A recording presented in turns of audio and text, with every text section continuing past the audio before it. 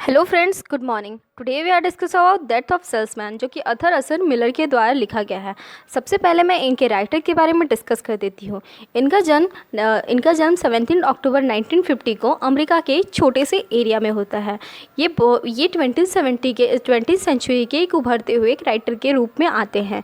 उसी वक्त इन्होंने 1949 में ही डेथ ऑफ सेल्समैन लिखा था, जो कि उसी ईयर पब्लिश की गई थी। और अर्थर मिलर का ये जो ट्रेजिक प्ले जब पब्लिश हुआ तो लोगों को बहुत पसंद आया, जिसके कारण अमेरिका में इन्हें पुलित्ज़र प्राइज़ से 1949 में ही नवाजा गया। और इनकी मैरिड लाइफ बहुत हैप्पी नहीं तो बहुत अच्छी भी नहीं थी। इन्होंने 1940 में ही शादी किया था मैरी ग्रेस लेटर से। और लेटर इनके 2 बच्चे होते हैं और उतनी हैप्पी लाइफ ये नहीं जी पाते हैं, बट इनकी जो करियर लाइफ होती है वो बहुत अच्छी होती है। लास्टली इनकी मृत्यु हो जाती है 10 Feb 2005 को। और अब मैं आती हूँ death of salesman. Death of salesman एक अनसक्सेसफुल सेल्समैन की स्टोरी है। इसके मेन कैरेक्टर्स के ऊपर मैं आती हूँ। इसके मेन कैरेक्टर एक लॉमेंस फैमिली हैं, जिसमें 5 मेन कैरेक्टर हैं। सबसे पहले विली लॉमेंस, जो एक मेन कैरेक्टर है इस स्टोरी के। विली की एक पत्नी है लिंडा लॉमेंस। इसके 2 बेटे हैं, विप लॉमेंस और हैप्पी लॉमेंस। और इसके बड़े भाई हैं अंकन बैन, जिनकी मृत्यु हो चुकी है 17 ईयर में ही, जब वो अफ्रीका गए होते हैं काम करने के लिए एक डायमंड कंपनी में। और इनके 2 नेबर होते हैं चार्ली और बर्नार्ड। ये दोनों बहुत रिच फैमिली से बिलोंग करते हैं और ये हमेशा विली की हेल्प करते हैं। अब मैं आती हूँ विली के बॉस के ऊपर। विली के बॉस का नाम होता है हावर्ड मैंगर्ड। इस स्टोरी की शुरुआत ही होती है सेल्समैन से। वो जो सेल्समैन होते हैं विली, इनसे ही शुरुआत होती है। ये 63 ईयर ओल्ड के हो चुके हैं और अब इनके पास ना तो कोई काम है और ना तो कोई इनकी फैमिली कंडीशन उतनी अच्छी है। और यही सब बात सोचकर इनके माइंड में प्रेशर बन रहा होता है, और जिनके कारण ये एक बीमारी को फेस कर रहे होते हैं, हैलोसिनेशन एक ऐसी बीमारी है कि उनके सामने वो कोई नहीं भी रहता था तो भी वो अपने आप से ही बात करते रहते थे, जिनके कारण इनकी वाइफ जो थी लिंडा लॉमेंस, वो बहुत परेशान रहा करती थी विली के ऐसे कंडीशन को देख के। और जिसके कारण वो चाह रही थी कि वो जल्द से जल्द अपने विली जो अपने जो हस्बैंड की कंडीशन को दोनों बेटे को बता दे। और वो फाइनली विफ और हैप्पी को अपने फादर के कंडीशन के बारे में बताती है। वो कहती है कि तुम्हारे पापा का माइंड सेट कुछ अच्छा नहीं है, वो पता नहीं बहुत ज़्यादा अजीब बिहेव कर रहे हैं। और पता है तुम्हें, वो 2 बार कार क्रैश, पहली बार तो उन्होंने अपने आप को मारने की कोशिश की कार क्रैश में, और सेकंड बार ना जाने किस चीज़ में उन्होंने मारने की कोशिश की, जिसके कारण उनके दोनों बेटे बहुत परेशान होते हैं। और उसी वक्त विफ जो है वो अपनी फार्मिंग कर रहा होता है। उसका जो बड़ा बेटा होता है वो फार्मिंग में ध्यान दे रहा होता है। रीज़न, जब वो पढ़ रहा होता है तो वो हाई स्कूल में मैथ्स पे फेल हो जाता है, तब से उन्होंने पढ़ाई छोड़ दी थी और फार्मिंग करने लगता है। बट हैप्पी वो एक सेल्समैन होता है और एक अच्छी कंपनी में जॉब कर रहा होता है। हैप्पी जॉब तो कर रहा होता है, बट कुछ रीजंस के कारण उसी वक्त वो घर आ जाता है। तो लिंडा के घर की कंडीशन बहुत ख़राब हो जाती है और विली ये सारी कंडीशन को देख के और ज़्यादा प्रेशराइज हो जाता है, क्योंकि वो अपने घर की ऐसी कंडीशन को देखकर बहुत ज़्यादा उदास हो जाता है। और एक दिन अपने जो नेबर हैं चार्ली, उनके साथ बैठकर ऐसे ही ताश खेल रहा होता है। ताश, जो कि कार्ड्स बोलते हैं, ताश कार्ड खेल रहा होता है। और वो बता रहा होता है कि पहले जब मैं अपने घर आया करता था तो कैसे मेरे दोनों बेटे मेरे सारे चीज़ों पे मेरे सामान देखा करते थे, मैं उनके लिए कितनी सारी चीज़ें लाया करता था। बट मेरे घर की अब ऐसी कंडीशन हो गई है कि मैं अपने बेटे को ही काम करने के लिए बोल रहा हूँ, जिनके कारण चार्ली उसे बोलता है कि क्यों ना तुम मेरे कंपनी में जॉब कर लो। तो विली बोलता है कि नहीं, मैं तुम्हारे कंपनी में जॉब नहीं करूँगा।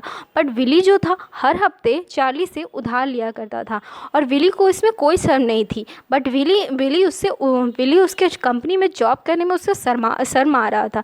क्योंकि रीज़न भी था उसके पीछे कि विली जो था वो बर्नार्ड को कहता था कि ये एजुकेशन डिग्री विग्री कुछ नहीं होती। वो ऑलवेज कहा करता था कि डिग्री कुछ नहीं होता है, एक नेचुरल मेंटलिटी पावर होना चाहिए, बिजनेस करने वाली माइंड होनी चाहिए, ये डिग्री कुछ नहीं होती। और बर्नार्ड से हमेशा कहा करता था कि तुम पढ़ाई लिखाई छोड़ दो, जैसे मेरे बेटों को मैंने पढ़ाई लिखाई छुड़वा कर वो उस वक्त कहा करता था। और बाद में वो इसीलिए उससे पैसा ले लिया करता था, बट उसके कंपनी में जॉब करने नहीं जाता था। रीज़न यही था, इसलिए विली उस कंपनी में जॉब करने नहीं जाता था।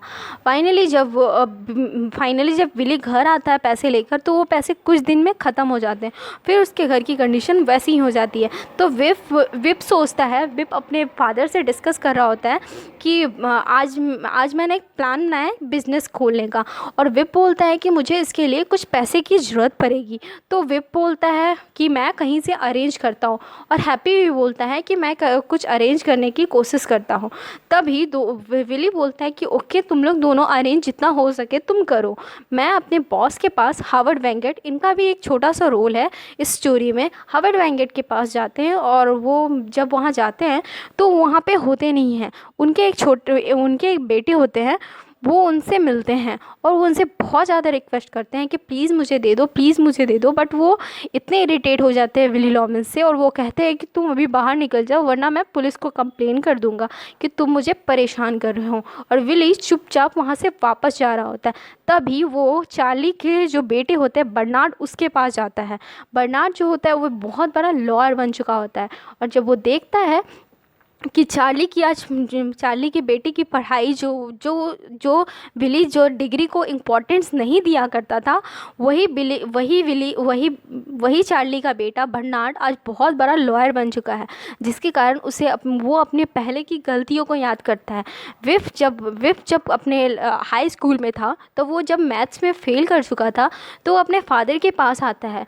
तभी उसके फादर जो होते हैं वो उसकी बात ना सुनते हुए एक कॉल गर्ल के साथ पकड़े जाते हैं, जिसके कारण वो विप का जो माइंड सेट होता है वो पढ़ाई से बिल्कुल हट जाता है, और वो फैमिली की कंडीशन में लग जाता है और पढ़ाई को पूरी तरीके से छोड़ देता है। तो विली वही सब चीज़ें अपनी गलतियों को याद कर बोलता है कि काश मैं उस वक्त अपने बेटे को थोड़ा सा मदद किया होता, तो आज मेरा भी बेटा बर्नार्ड से बहुत अच्छा लॉयर बन सकता था। और ये सारी चीज़ें सोचकर वो घर जाता है। तो घर जाकर रात के डिनर पे विप, हैप्पी और लिंडा होमन, तो लिंडा जो कि इसकी वाइफ थी, चारों वहाँ बैठे होते हैं और चारों आपस में डिस्कस कर रहे होते हैं ये सारी बातों के कि क्या पैसा अरेंज हुआ कि नहीं। तो विप तो पैसा अरेंज कर ही नहीं पाता, क्योंकि वो तो एक फार्मर होता है, और हैप्पी जो कि अपने जाता है जहाँ पे ऑफिस में वो काम कर रहा होता है, तो उसके बॉस उसे पहचानने से ही इनकार कर देते हैं, जिसके कारण हैप्पी भी खाली हाथ लौट आता है। पर विप जो था कुछ पैसे बचा के रखे थे, उसे ही अपने बिजनेस में लगाने की सोच रहा था। तो विली जब वापस आता है तो विली बोलता है कि आज मैं कुछ नहीं कर सका तुम्हारे लिए, और विप को कहता है, विप अपने बेटे को कहता है कि आज मैं तुम्हारे लिए कुछ नहीं कर सका, सॉरी बेटा। और तभी वो दो सब डिनर करने लगते हैं। बट विली कुछ बात ऐसी कहता है, मतलब पुरानी बातें याद करता है कि कैसे मैंने वो बर्नार्ड के बारे में, और ये सारी बातें चल ही रही होती है। तो विप को गुस्सा हो जाता है और वो अपने फादर से आर्ग्यू करने लगता है, क्योंकि उसके फादर ने पहले बहुत सारी गलतियाँ की थी, जिसके कारण उसके फैमिली की कंडीशन ऐसी हो गई थी। तो विप और विली के बीच में एक आर्ग्यूमेंट हो जाती है, और दोनों बहुत सैडली वो वहाँ से चले जाते हैं। विप और हैप्पी जो होता है वो दोनों एक रेस्टोरेंट में चले जाते हैं एक कॉल गर्ल के साथ। वो दोनों अपनी लाइफ में बिज़ी होते हैं, अपनी लड़कियों के साथ बिज़ी हो जाते हैं। तभी विली जो होता है वो अपने गार्डन में जाके चुपचाप बैठ जाता है, और वहाँ पे जाके वो अंकल बैन जो कि उसके बड़े भाई थे, उनके भूत से बात कर रहे होते हैं, क्योंकि उसे हेलुनेशन की प्रॉब्लम थी। मैंने स्टार्टिंग में ही आप लोगों को बताया था, उसे एक हेलुनेशन की प्रॉब्लम थी, और वो अपने भाई से बात ये करने लगता है। तभी वाइफ उसकी देखती है और वो बोलती है कि चलो ये इसका तो रोज़ का है। तभी उसका बेटा उधर से विप आता है, और अपने पापा की ऐसी हालत देख के उसे बहुत सैडनेस फील होती है, और वो बोलता है कि पता नहीं ये क्या बात कर रहे हैं। तो विली जो था वो अंकल बैन से यही बात कर रहा था कि मेरी बहुत सारी गलतियों के कारण आज मेरी फैमिली की कंडीशन ये है। तो अंकल बैन का जो गोश्त होता है वो उसे कहता है कि तुम अगर मर जाओगे तो तुम्हारे जो फैमिली के ऊपर इतना लोन जो तुमने छोड़ दिया है, क्योंकि वो बहुत सारी लोन ले चुका था, चार्ली से भी बहुत सारी लोन लिया था उन्होंने, बैंक से भी बहुत सारे ऐसे लोन ले चुका था, जिसे चुकाना मुश्किल ही नहीं नामुमकिन था इस जन्म में। तो शायद उसके मृत्यु से वो सारी लोन माफ़ हो जाती। तो वो अंकल बैन उसे एडवाइस देते हैं कि अगर तुम मर जाओगे तो शायद तुम्हारे फैमिली की कंडीशन थोड़ी सी सुधारी जा सकती है। तो अंकल बैन के वो हेलुनेशन में आकर अपने कार से जा रहा होता है और अपने कार को क्रैश करवा लेता है और वहीं वो सुसाइड कर लेता है और फाइनली उसकी मृत्यु हो जाती है। उसकी मृत्यु से उसके जितने भी लोन थे, उसकी जितनी भी ईएमआई थी, सब कुछ कंप्लीट तो हो जाती है, बट जो लिंडा होती है उसकी वाइफ, वो पूरी तरह से अकेली हो जाती है। और विप और हैप्पी वो दोनों तो अपने अपने बिजनेस में मस्त हो जाते हैं और अपनी अपनी वाइफ्स में मस्त हो जाते हैं, बट लिंडा जो होती है वो अकेली हो जाती है पूरी तरीके से। इस तरह से इस सेल्समैन की मृत्यु हो जाती है और एक सेल्समैन अपनी थोड़ी सी गलतियों के कारण सुसाइड कर लेता है। Thank you friends, I hope you like my videos.